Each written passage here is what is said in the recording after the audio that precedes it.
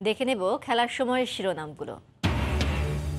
বিনা প্রতিদ্বন্দ্বিতায় বিসিবি পরিচালক হচ্ছেন 7 কাউন্সিলর। একই ক্যাটাগরিতে খালেদ মাহমুদ সুজন ও নাজমুল আবেদিন ফাহিম। 23 পদের বিপরীতে মনোনয়ন নিলেন 32 জন।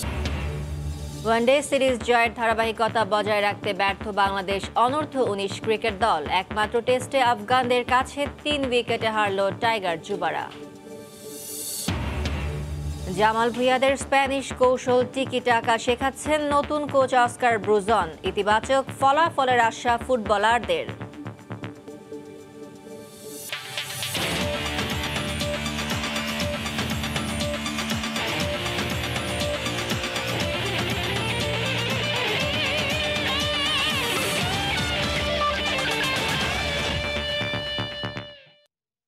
শুরুতেই বিসিবি নির্বাচনের খবর। শেষ দিনে মনোনয়নপত্র নিলেন আরও 24 জন। এ নিয়ে 23 পরিচালক পদের বিপরীতে মনোনয়নপত্র নিলেন 32 জন। তবে প্রতিদ্বন্দ্বী না থাকায় সরাসরি পরিচালক নির্বাচিত হয়েছে চট্টগ্রাম, খুলনা, রংপুর ও বরিশালে। নির্বাচন হবে ঢাকা ও রাজশাহীতে। ক্যাটাগরি 2-এ 12 পরিচালক পদের বিপরীতে নাজমুল হাসান পাপন সহ মনোনয়নপত্র তুলেছেন 17 জন। আর ক্যাটাগরি 3-এ উত্তাপ ছড়াবে খালেদ মাহমুদ সুজন ও নাজমুল আবেদিন ফাহিমের প্রতিদ্বন্দ্বিতা।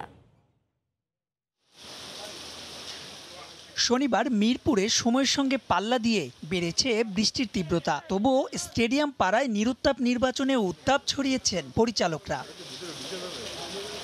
ক্যাটাগরি 1 বা আঞ্চলিক জেলা ক্রীড়া সংস্থার জন্য নির্ধারিত 10 পরিচালক পদের মধ্যে 7 জনই ইতোমধ্যে বিনা প্রতিদ্বন্দ্বিতায় হয়েছে নির্বাচিত। চট্টগ্রামের 2 কোটায় আকরাম খান আর আজম নাছির, সিলেটের শফিউল আলম নাদেল, খুলনায় শেখ সোহেল ও কাজী ইনাম, রংপুরে আনোয়ারুল ইসলাম এবং বরিশালে নির্বাচিত হয়েছেন আলমগীর আলো। তবে নির্বাচন হচ্ছে ঢাকা বিভাগে। 2 পদের বিপরীতে লড়বেন নাইমুর রহমান দুর্জয়, তানভীর টিটু, আশফাকুল টিটু ও খালেদ হোসেন। আর রাজশাহী থেকে পরিচালক হতে খালেদ মাসুদ পাইলট চ্যালেঞ্জ জানাবেন সাইফুল আলম স্বপনকে। ক্যাটাগরি 2-এ 12 পদের বিপরীতে লড়বেন 17 জন, যেখানে নাজমুল হাসান পাপন ছাড়াও আছেন মাহবুব আনাম, মাসুদুজ্জামান, এনায়েত হোসেন, মঞ্জুর কাদের ও শওকত আজিজ রাসেল। প্রথমবারের মতো মনোনয়নপত্র তুলেছেন সাবেক পরিচালক ও প্রয়াত আফজালুর রহমান সিনহার ছেলে ফাহিম সিনহা। আর গেলবার বিনা প্রতিদ্বন্দ্বিতায় নির্বাচিত হলেও ক্যাটাগরি 3-এ এবার খালেদ মাহমুদ সুজনকে লড়তে হবে নাজমুল আবেদিন ফাহিমের বিপক্ষে। আজকে এখানে এসে আমি বেশ কিছু নতুন মুখ দেখেছি এবং এটা দেখে আমি অত্যন্ত খুশি। এটাই আমি চাচ্ছি যে নির্বাচন হোক এবং নতুন নতুন মানুষ আসুক, এটাই আমি চাই। কাউন্সিলে দিয়ে তুলেছি ইলেকশন করার জন্য। এখন ইলেকশন হলে ইলেকশন করব। আর যদি ক্লাবের সবাই মনে করে যে রাইট ক্যান্ডিডেট, তাহলে নিশ্চয়ই ক্রিকেট বোর্ডে আসতে পারবো। একদিন বিরতির পর সোমবার মনোনয়নপত্র দাখিলের দিন। 6 অক্টোবর হবে ক্রিকেট বোর্ডের বহু কাঙ্ক্ষিত নির্বাচন। মাহবুব লিমন, সময় সংবাদ, ঢাকা।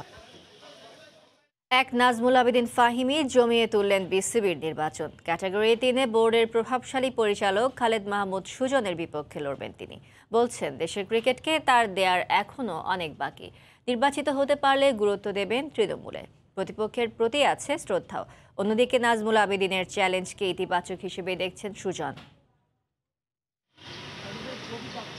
হঠাৎ করেই উল্টে গেল পাশার দান। শেষ দিনের গুঞ্জনকে সত্যি করেই হোম অব ক্রিকেটে দেশের রথী মহারথীদের ক্রিকেট গুরু নাজমুল আবেদিন ফাহিম বিসিবির পরিচালক পদে করবেন নির্বাচন। এমন ঘটনা এনে দিল বাড়তি আকর্ষণ।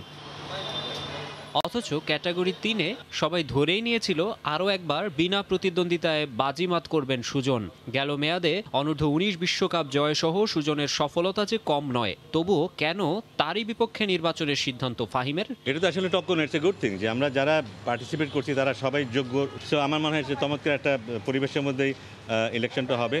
তার জন্য আমার শুভকামনা থাকলো অবশ্যই, এবং দের ইজ নো ডাউট যে তার কন্ট্রিবিউশন গত অনেকগুলো বছরে সে অনেক কাজ করছে।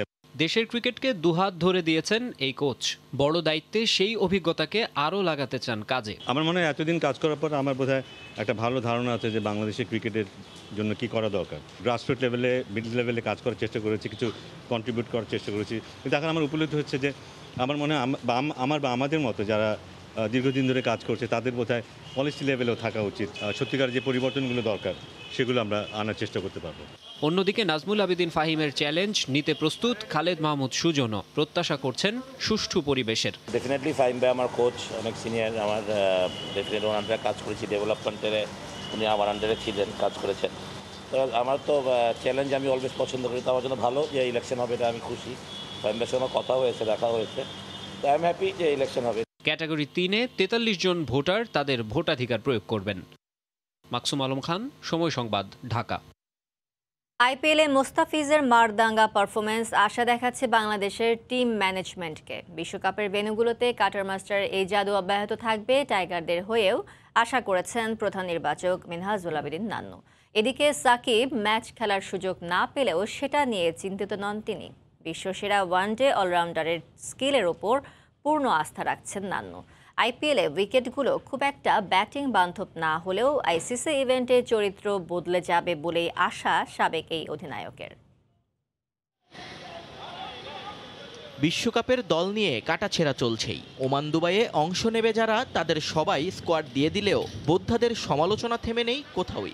সবচেয়ে বেশি হচ্ছে সম্ভবত আমাদের এই দক্ষিণ এশিয়াতে। ভারত, পাকিস্তান, শ্রীলঙ্কাতে এখনও নিয়মিত আলোচনার খোরাক যোগাচ্ছে স্কোয়াড থেকে বাদ পড়াদের নামগুলো। বাদ নেই বাংলাদেশও। আইসিসির নিয়ম অনুযায়ী 10ই অক্টোবর পর্যন্ত দলে বদল আনার সুযোগ থাকলেও সে পথে নাকি হাঁটবে না বাংলাদেশ। এটা আমাদের এখন সেরা দল এবং এটা থেকে এখন অন্য কিছু চিন্তার বাইরেও আমরা সেরা জিনিসটা দেখতে চাই এবং পার্টিকুলার ডেটে আমাদের সেরা পারফরমেন্স খেলোয়াড়রা যদি দিতে পারে ইনশাআল্লাহ সেরাটাই পাবো বলে আশা করছি। অবশ্যই পজিটিভ, আমাদের বেস্ট বোলারও এই ফরম্যাটের, তো আমরা ওর থেকে অবশ্যই বিশ্বকাপে সেরাটাই আমরা আশা করবো এবং কন্টিনিউয়াস এই প্রসেসের মধ্যে থাকলে ইনশাআল্লাহ বিশ্বকাপে এই পারফরমেন্স থাকলে আমাদের দলে যথেষ্ট উপকৃত প্লেয়ার থাকে, সবাইকে সব দিয়ে প্রোভাইড করতে হয়। তারপর প্র্যাকটিসে আসে ও বিশ্বের সেরা অলরাউন্ডার এবং ওর কাছ থেকে আমরা বিশ্বকাপে সেরাটাই পাবো বলে আশা করছি। বিশ্বকাপের আগে ঘরের মাঠের সিরিজগুলোতে উইকেটের আচরণ নিয়ে আলোচনা সমালোচনা হয়েছে বিস্তর, কিন্তু আইপিএল শুরুর পর থেকে সে আলোচনায় ফুল স্টপ না পড়লেও বিরতি যে এসেছে তা তো দেখাই যাচ্ছে। তবে সেসব নিয়ে আপাতত কোনো মন্তব্য করতে রাজি হননি মিনহাজুল আবেদিন নান্নু। ওই ধরনের উইকেটের স্ট্যান্ডার্ড এবং ইন্টারন্যাশনাল স্ট্যান্ডার্ড একটু ডিফারেন্ট, তো এখানে বসে এখন এইভাবে বলতে পারবেন না যে উইকেটটা কেমন হয়, কারণ বিশ্বকাপ হতে কিন্তু আরও 1 মাস বাকি আছে। তো সেই হিসাবে ওখানে না গিয়ে প্র্যাকটিস ম্যাচগুলি না খেললে ঠিক ধারণাটা নেওয়া মুশকিল যে পিচটা কেমন হবে। তো আশা করি উইকেটের স্পোর্টিং উইকেট হবে ইনশাআল্লাহ। আমরা একটা স্পোর্টিং উইকেট হলে সব দলের জন্য একটা ভালো অপরচুনিটি থাকবে। নিয়ন মোহাইমিন, সময় সংবাদ, ঢাকা। বিসিবি নির্বাচন নিয়ে আমরা এখন কথা বলবো পরিচালক পদপ্রার্থী নাজমুল আবেদিন ফাহিমের সঙ্গে। ফাহিম, আমাকে শুনতে পাচ্ছেন? হ্যাঁ, শুনতে পাচ্ছি, ধন্যবাদ। জি, আসসালামু আলাইকুম, আপনাকে স্বাগত। আমরা আসলে আজকে জানতে পেরেছি যে আপনি পরিচালক পদের জন্য মনোনয়নপত্র নিয়েছেন এবং এই যে হুট করে মনোনয়নপত্রটা নিয়ে আসলে তেমন কোনো গুঞ্জন ছিল না আগে থেকে, তো সিদ্ধান্তটা কি আসলে আপনি হুট করে নিয়েছেন নাকি কারো কাছ থেকে উৎসাহ পেয়েছেন? হুট করে নেওয়ার তো কোনো সুযোগ নেই, কারণ মনোনয়নপত্র নেওয়ার একটা নির্দিষ্ট সময় আছে, তার আগে আমি চাইলেও নিতে পারতাম না। পরিকল্পনা ঠিক ওই অর্থে যে ছিল তা না। একটা সময় সবসময় মনে হয়েছে এই জায়গাটায় আসলে হয়তো অনেক কাজ করার সুযোগ পাওয়া যায়, পলিসি মেকিং এর সাথে ইনভলভ থাকা যায় এবং আমরা যেহেতু আমি ব্যক্তিগতভাবে ক্রিকেটের সাথে অনেকদিন ধরে জড়িত এবং একটা স্বপ্ন নিয়েই কিন্তু ক্রিকেটের সাথে জড়িত এবং একটা স্বপ্ন দেখি যে সামনে আমাদের ক্রিকেট আমাদের দেশকে এই জায়গাটা নিয়ে যাবে। তো সেই স্বপ্ন পূরণের ক্ষেত্রে বোধহয় একটা ভালো রোল প্লে করার সুযোগ আছে যখন আমরা আমাদের মতো মানুষরা যখন বা আমি যদি পলিসি মেকিং এর জায়গায় থাকতে পারি। সেদিক থেকেই একটা স্বপ্ন ছিল। বাট আমার কাউন্সিলরশিপ যেহেতু ছিল না এতদিন, যতদিন আমি বোর্ডে ছিলাম, তো সেই সুযোগটা আমার ছিল না। আমি বিকেএসপি যাওয়ার পরে সেই সুযোগটা আমার রিসেন্টলি এসছে এবং সেটা আসার পরেই আমি আসলে আরো ভালোভাবে ভেবে দেখেছি যে হ্যাঁ, আমি এই সুযোগটা নিতে পারি। আচ্ছা ফাহিম ভাই, তো আপনি তো মানে কোচ হিসেবে আসলে সবার কাছে অনেক বেশি পরিচিত এবং সব ক্রিকেটাররা আসলে আপনার কাছ থেকে সেই আস্থাটা পায়। তো সেক্ষেত্রে পরিচালক হবার পর আসলে আপনি যদি নির্বাচিত হয়ে যান সেই আস্থাটা নিশ্চয়ই ধরে রাখতে চাইবেন।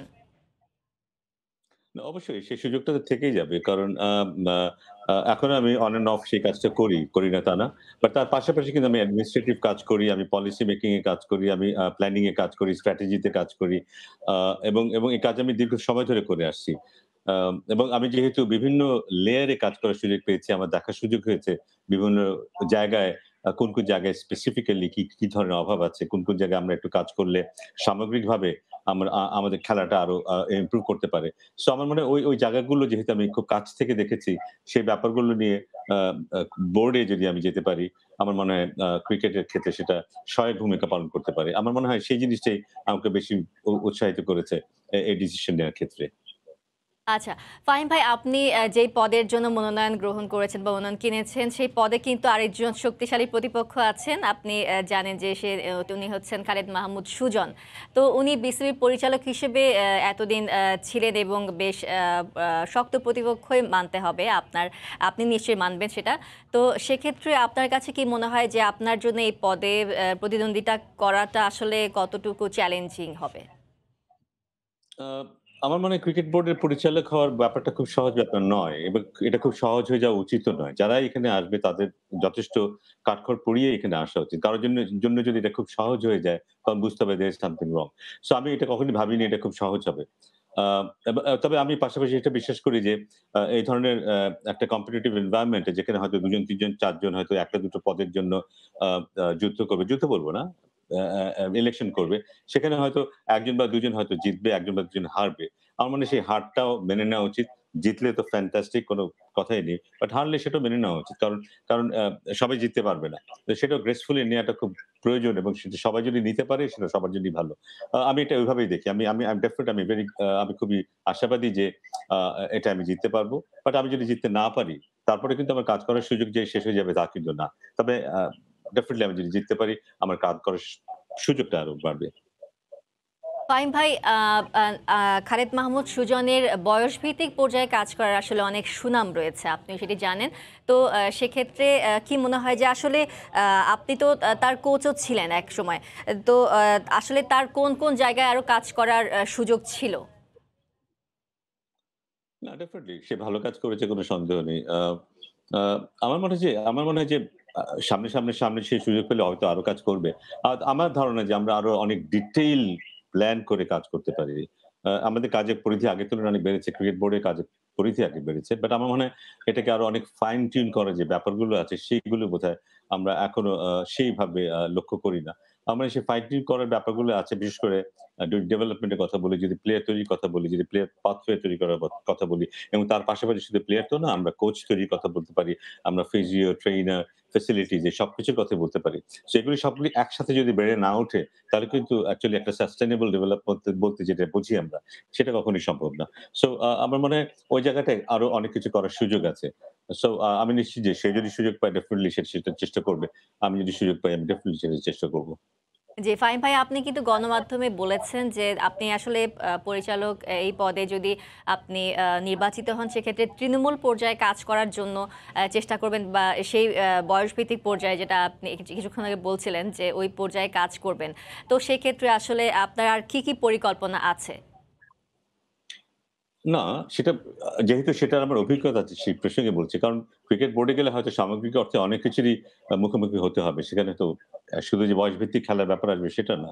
আমাদের নারী ক্রিকেট আছে, আমাদের ডেভেলপমেন্ট ব্যাপার আছে, হিউম্যান রিসোর্স ডেভেলপমেন্ট এর ব্যাপার আছে। সো অনেকগুলো বিষয় আছে যেগুলি হয়তো যদি একসাথে ডেভেলপ না হয় তাহলে কিন্তু আমার মনে হয় না যে সত্যিকার অর্থে ডেভেলপমেন্ট বলতে আমরা যেটা বুঝি সেটা সম্ভব। সো আমরা যদি একটা পার্টিকুলার সাইড কে ডেভেলপ করি আর ২ টো ৩ টা সাইড কে যদি কিছুটা নেগলেক্ট করি তাহলে ওভারঅল ডেভেলপমেন্ট কখনোই সম্ভব হবে না। সো সে বোর্ড এর কাজ হচ্ছে ক্রিকেট বোর্ডের কাজ হচ্ছে সামগ্রিক ব্যাপারটাকে দেখা। পুরো পিকচারটাকে দেখা এবং সেটা নিয়ে কাজ করা। সো আমার মনে হয় যে শুধু যে বয়সভিত্তিক দল নিয়ে আমি কাজ করব বা বয়সভিত্তিক কাজটা আমার মূল কাজ হবে তা না। আমি সামগ্রিক অর্থে চিন্তা করি এবং সেই সবকিছু করার মতো আমার মনে হয় অভিজ্ঞতা আমার আছে। বিভিন্ন জায়গায় বিশ্বে কাজ করেছি, দেখেছি এবং নিজেও ফেস করেছি। সো আমার মনে হয় সেই ব্যাপারগুলোতে যেখানে আমার মনে হয়েছে যেখানে দুর্বলতা আছে আমাদের, সেসব জায়গাগুলি আমি অ্যাড্রেস করতে পারবো এবং আ আ বোর্ডকে সহায়তা করতে পারবো সেই জায়গাগুলো দেখিয়ে। ফাহিম ভাই আপনি এর আগেরবার আসলে কিছুটা অভিমান নিয়েই বোর্ড থেকে সরে গিয়েছিলেন। তো সেই অভিমানের যে জায়গা বা যে কারণে আপনি সরে গিয়েছিলেন, সেই জায়গাটা কি আসলে নির্বাচনের জায়গাটা কি এখন সুন্দর হয়েছে কিনা বিসিবিতে? উম না অভিমান বলব না। ঠিক আমার আমার মনে হয় যে আমার যতটুকু কাজ করার আ যোগ্যতা আছে, সেই কাজ করার সুযোগটা আমি সেখানে পাচ্ছিলাম না। হয়তো হয়তো রিজনেবল কারণেই আমার যতটুকু অভিজ্ঞতা বা যতটুকু কাজের এক্সপেরিয়েন্স ছিল সেটা যদি আমি কাজ করার সুযোগ পেতাম তাহলে তো আমার হয়তো অন্য কিছু চিন্তা করার সুযোগ হতো না। আ বাট এখন মনে হয় যে আ আমি যদি বোর্ডের পরিচালক হিসেবে আসতে পারি, সেক্ষেত্রে হয়তো আমার সেই সুযোগগুলো হবে। আম আবার সেই কথাই বলতে হয় যে পলিসিগত দিক থেকে আমার কাছে যেগুলো মনে হয় যে যেখানে আরেকটু ডেভেলপ করার সুযোগ আছে, সেসব জায়গায় আ আ আমি হয়তো অ্যাডভাইস করতে পারতাম বা বোর্ডকে সহায়তা করতে পারতাম। সো আ আ আ ঠিক অভিমান আপনি যেটা বলেছেন সেটা না, আমার মনে হয় কাজের পরিবেশ, তাও আমি ঠিক বলব না যে আমার যে কাজ করার যে ক্ষেত্রটা, সেই ক্ষেত্রটা কিছুটা সীমাবদ্ধতা ছিল। সেজন্য অ্যাকচুয়ালি একটা সময় আমি আর এনজয় করছিলাম না। সেজন্য আমার মনে হয়েছিল যে অন্য কোনো জায়গায় যদি আমি আমার মনের মতো করে কাজ করতে পারি, সেটি আমার জন্য ভালো হবে। সেজন্য বিসিবি ছেড়ে যাওয়া। কিন্তু এখন আবার যেটা হয়েছে যে এখন আমার একটা ওপেনিং হয়েছে যেখানে আমি হয়তো চেষ্টা করলে যদি পরিচালকের জায়গায় আসতে পারি, সেখানে হয়তো আমি যা চিন্তা করি, যা ভাবি সেটা আমি সবার সাথে শেয়ার করতে পারবো। এবং সেখানে হয়তো যদি কনভিন্স করতে পারি সেটা কাজে আসবে। ফাহিম ভাই, এবারে নির্বাচনী পরিবেশটা কেমন লাগছে আপনার কাছে? বেশ কিছু প্রমিনেন্ট নতুন মুখ কিন্তু এসেছেন। খালেদ মাসুদ পাইলট এসেছেন, ফাহিম সিনহা এসেছেন। কেমন লাগছে? ভালো লাগছে। ভালো লাগছে কয়েকটা কারণে। একটা হচ্ছে যে এবার কোনো প্যানেল হয়নি। তাতে যেটা হয়েছে যে কিছুটা উন্মুক্ত। প্যানেল হলে যেটা হয় যে ওই প্যানেলের বাইরে থেকে আসাটা খুব কঠিন হয়ে যায়। সো প্যানেল হয়নি যেহেতু ক্লাবের দিক থেকে সবাই চাইলে আসতে পারে। আমরা দেখেছি যে ১২ জনের জায়গায় ১৭ জন ইলেকশন করছে। So it's a very good sign. এটা একটা দিক এবং বোর্ড প্রেসিডেন্ট নিজে বলেছেন যে উনি নতুন মুখ চান, নতুন আইডিয়া চান। ওনার নিজের থেকে এটা বলাটাও কিন্তু একটা ভালো মেসেজ সবার জন্য। সো এতে যেটা হবে যে ভবিষ্যতে আরো আমার মনে হয় আরো যোগ্য যারা সংগঠক আছেন তারা এগিয়ে আসবেন। তারা একটু সাহসী হবেন। হ্যাঁ, চাইলে আমি যদি কষ্ট করি, কাজ করি, বোর্ডে আমার আসার সুযোগ আছে। এই চিন্তাভাবনা করে বোধহয় অনেকেই সংগঠনের দিকে এগিয়ে আসতে পারবেন। অতটা ডিমোরালাইজ হবেন না। নিকট অতীতে যেটা আমরা দেখেছি। আমার মানে ভালো পরিবেশ ছিল। আমার সাথে আমার খালিদ মাহমুদ সুজন, যার সাথে প্রায় আমি দেখছি এখন মিডিয়াতে বলা হচ্ছে যে আমরা চ্যালেঞ্জ একে অন্যকে ব্যাপারটা তা না। আমার সাথে খালিদ মাহমুদ সুজনের দেখা হয়েছে আজকে। আমি তাকে উইশ করেছি, সেও আমাকে উইশ করেছে এবং আমরা বোধহয় একসাথে চাও খেয়েছি। সো আমার মনে হয় খুব ভালো একটা পরিবেশেই সবকিছু হচ্ছে এবং আশা করছি এই পরিবেশেই সব শেষ হবে। ফাহিম ভাই, আপনাকে অসংখ্য ধন্যবাদ আমাদের সঙ্গে এতক্ষণ সরাসরি যুক্ত হওয়ার জন্য। আপনাকে ধন্যবাদ। বিসিবি নির্বাচন নিয়ে আমরা এতক্ষণ কথা বলছিলাম পরিচালক পদপ্রার্থী নাজমুল আবেদিন ফাহিমের সঙ্গে। এভারেস্ট প্রিমিয়ার লিগ খেলতে নেপালে পৌঁছেছেন তামিম ইকবাল। প্রথমবারের মতো ইপিএলে খেলতে বাড়তি রোমাঞ্চ কাজ করছে এই টাইগার ওপেনারের। কাঠমান্ডু পৌঁছে তামিম জানান, ইনজুরি কাটিয়ে অনেকটাই ফিট হয়েছেন। এভারেস্ট লিগে নিজের দল ভাইরাহাওয়া গ্ল্যাডিয়েটর্সের হয়ে নিজের সেরাটা দিতে চান তামিম। কাল নিজেদের প্রথম ম্যাচে পোখানা রাইনোসের মুখোমুখি হবেন তামিম। অনূর্ধ্ব-19 ক্রিকেটের খবর, শেষটা মন মতো হলো না বাংলাদেশের। সিরিজের একমাত্র টেস্টে 3 উইকেটে হেরেছে যুবারা। শেষ দিনে 110 রানের টার্গেটে খেলতে নেমে 7 উইকেট হারিয়ে লক্ষ্যে পৌঁছায় আফগানিস্তান অনূর্ধ্ব-19 দল।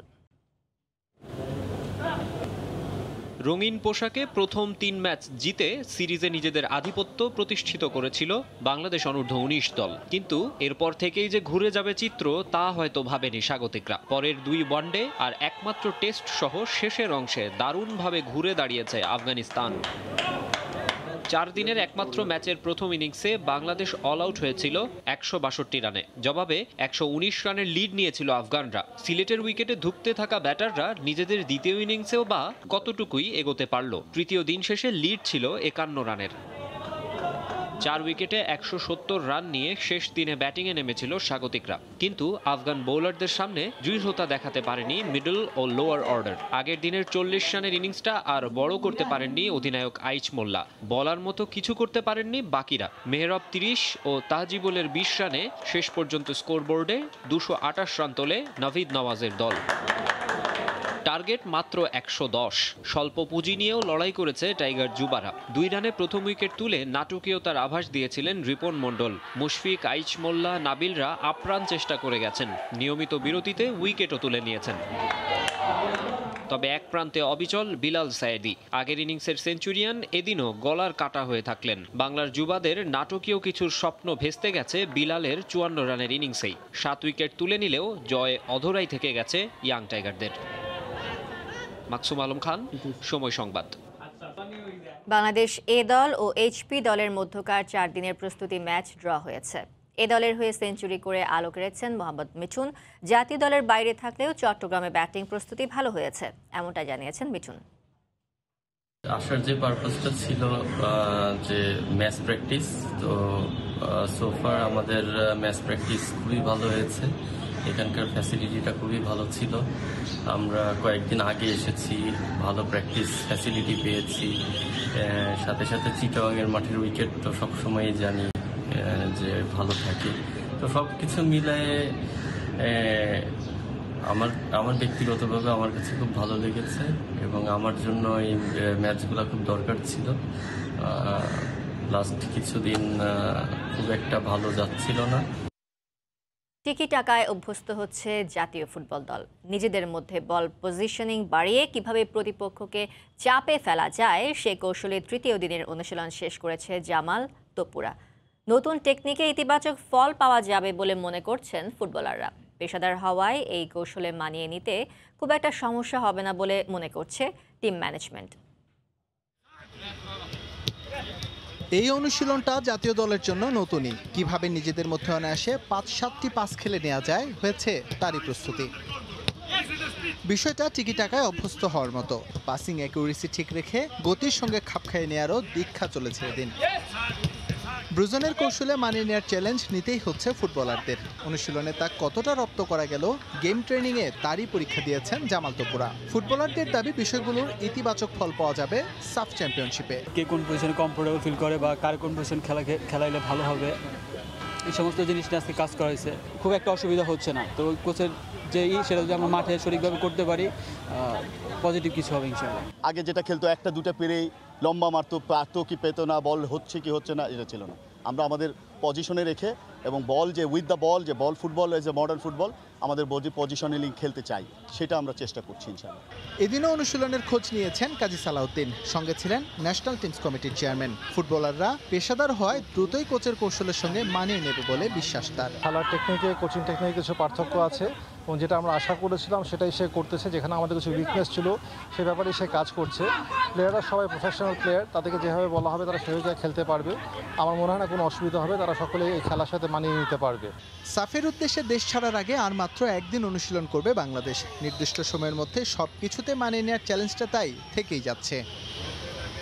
এস.এম. ইকবাল, সময় সংবাদ, ঢাকা।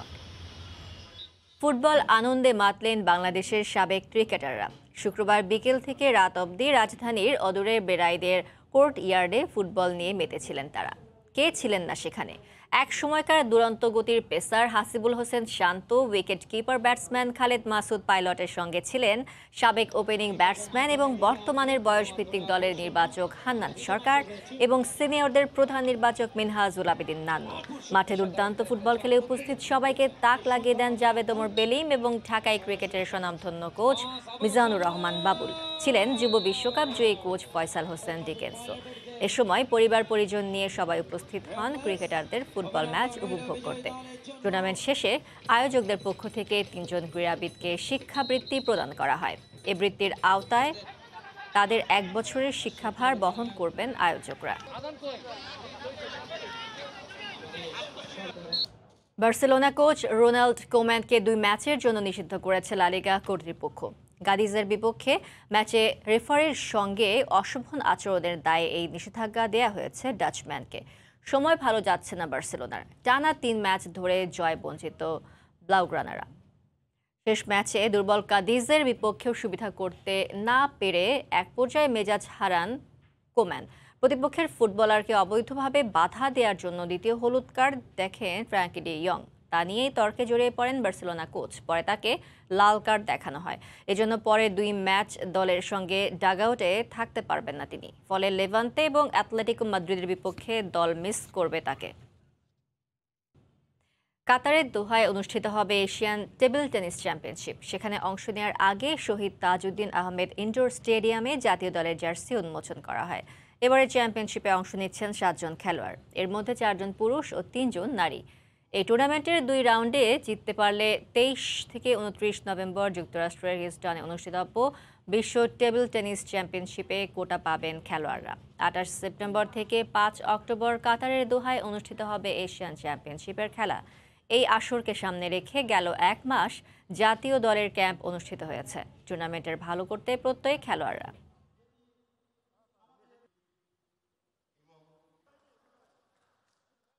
নিরাপদ ভ্রমণ করুন, স্বাস্থ্যবিধি মেনে চলুন, এই স্লোগানকে সামনে রেখে রাজধানীতে পর্যটন দিবস উপলক্ষে হয়ে গেল বর্ণাঢ্য সাইকেল র্যালি। পরিবেশ বাঁচাও আন্দোলন, ববা এবং বিডি টুরিস্ট সাইক্লিস্টের উদ্যোগে অভিনব এই আয়োজনে অংশ নেন জনা ৫০ সাইক্লিস্ট। থাকবো না কো বদ্ধ ঘরে, দেখবো এবার জগৎটারে, কেমন করে ঘুরছে মানুষ যুগান্তরের ঘূর্ণিপাকে।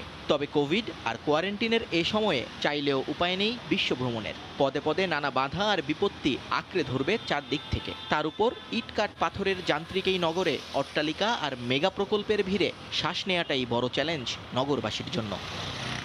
কিন্তু সব সমস্যা উপেক্ষা করে ছুটির দিনের সকালে স্বাস্থ্যবিধি মেনে নিরাপদ ভ্রমণের স্লোগানকে সামনে রেখে এই তরুণেরা উপস্থিত শাহবাগ জাতীয় জাদুঘর প্রাঙ্গণে। লক্ষ্য সাইকেল র্যালির মাধ্যমে সচেতন করে তোলা নগরবাসীকে।